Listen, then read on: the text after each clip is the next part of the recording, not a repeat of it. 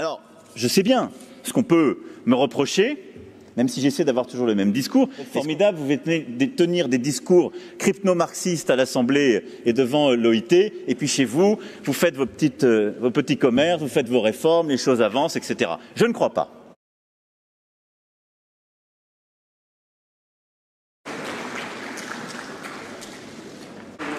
Voilà, mesdames et messieurs, joie et bonheur, et nous sommes heureux et nous avons le plaisir et l'honneur d'accueillir maintenant son Excellence, Monsieur Emmanuel Macron, président de la République française.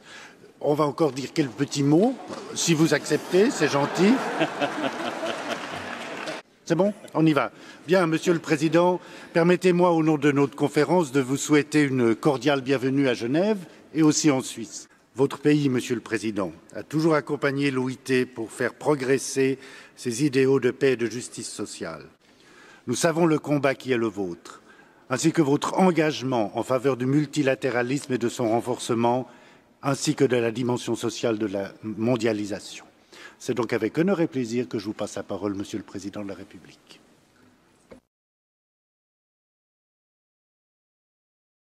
Merci beaucoup pour votre accueil.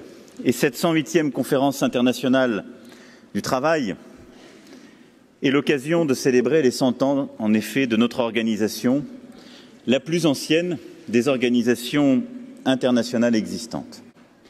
L'OIT est cet endroit où, à chaque fois, la conscience a su se réveiller quand le chaos était là.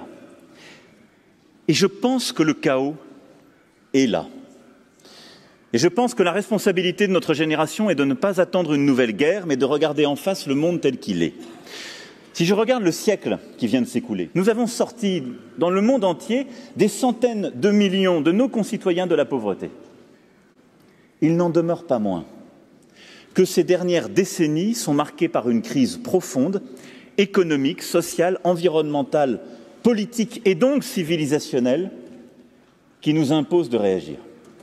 C'est la crise vécue par des territoires, des concitoyens, à qui on a expliqué que l'ouverture du monde était bonne, mais qui ont découvert l'autre face de cette mondialisation, qui rimait avec délocalisation, qui rimait parfois avec dégradation de leurs conditions de vie, d'organisation ou de travail.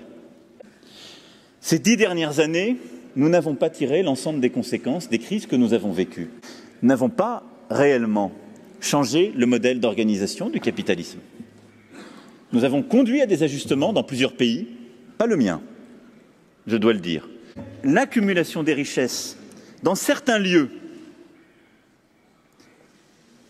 et chez certains s'est accélérée ces dernières décennies. Quelque chose ne fonctionne plus dans l'organisation de ce capitalisme. On doit tous le regarder en face. C'est que cette économie de marché dans laquelle nous vivons, elle est de moins en moins sociale, comme nous l'avions voulu à la fin de la Deuxième Guerre mondiale, et elle est de plus en plus d'accumulation, de rente et de corporatisme. C'est ça la réalité. La rente peut se justifier quand elle est d'innovation. Mais peut-elle se justifier dans ces conditions lorsque la financiarisation de nos économies a conduit à ces résultats? Et donc ça, il nous faut le regarder en face. Pourquoi? Parce que c'est porteur d'une crise très profonde dans nos démocraties et dans nos pays. Ce qui nourrit partout les extrêmes, la démagogie, ce qui affaiblit la démocratie en son sein, ce qui parfois la fait reculer, ce qui fait douter nos concitoyens, c'est qu'ils n'ont plus leur part de progrès. Et je le dis ici avec force parce que cette crise que nous sommes en train de vivre, qui est là sous nos yeux, mais qui est une crise qui peut paraître douce, parce que les victimes ont peu de porte-voix, sont disséminées, et que pour l'instant, elle ne fait pas de guerre. Cette crise, elle est là. Elle est là. Je crois que la crise que nous vivons peut conduire à la guerre et à la désagrégation des démocraties. J'en suis intimement convaincu. Je pense que tous ceux qui croient sagement assis, confortablement repus que ce sont des craintes qu'on agite, se trompent. Enfin, le dernier défi, sur le fond, c'est celui de la transition écologique. Plusieurs l'ont dit, qui sont ici dans cette salle avant moi. Le combat pour la justice sociale dans la crise que j'ai essayé de décrire est jumeau du combat pour la justice environnementale. Parce que c'est la même chose. Parce que les victimes, aujourd'hui, des inégalités écologiques, ce sont les mêmes que les victimes de l'inégalité sociale et des inégalités au travail. La France a traversé ces derniers mois une crise très dure. Parce que le peuple français ne se résout jamais. Et lorsqu'il dit avec force ce qu'il a dit, je crois qu'il faut avec beaucoup d'humilité savoir écouter, savoir constater ce qu'on a mal fait, ne pas arrêter de faire ce qu'on doit faire, savoir changer de méthode, mais entendre, je crois, l'intuition, le message profond. Nos concitoyens veulent plus de sens, plus de proximité et plus d'humanité. Je crois qu'ils sont prêts à saisir les transformations actuelles, ils les voient, ils les comprennent, ils les vivent.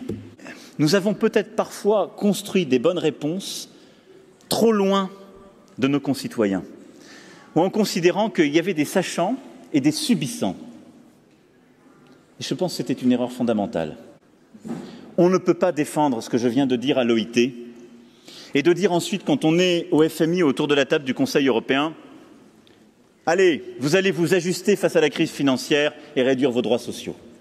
On ne peut pas continuer à dire ce que je viens de dire à l'OIT et continuer à dire, quand on est à l'OMC, c'est formidable le commerce, il faut négocier des accords avec tout le monde, quelle que soit leur sensibilité, sociale ou environnementale.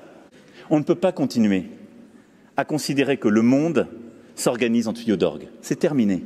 Parce que nos concitoyens, ils ne vivent pas les déclarations ou la réglementation de l'OIT d'un côté et du FMI de l'autre, ou du Conseil européen. Ils vivent leur vie. Et leur vie, c'est le fruit de tout ça et de nos aberrations.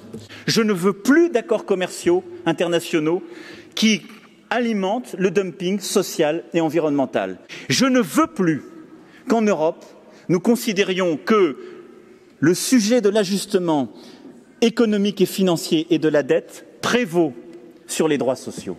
Parce qu'à ce moment-là, on nourrit les extrêmes, le doute, et précisément la désagrégation de ce qu'est le projet européen lui-même. Et que c'était notre responsabilité que d'articuler la part de solidarité qui allait avec. Parce qu'aujourd'hui, plus que jamais, ce qui a conduit à faire naître l'OIT dans des temps troubles, ce qui a nourri votre organisation internationale alors que la Deuxième Guerre mondiale n'était pas encore achevée, c'est ce qui doit nous amener à ouvrir une nouvelle page. Parce que de nouveaux conflits, irrémédiablement, sans quoi seront devant nous. Cet engagement, c'est celui de la France, ce n'est pas seulement le mien, c'est celui que je prends aujourd'hui devant vous, avec l'ensemble des organisations syndicales, patronales et avec le gouvernement, et c'est celui que je défendrai dans toutes les instances avec la même vigueur. Je vous remercie. Merci beaucoup. Merci à vous. Merci mes amis.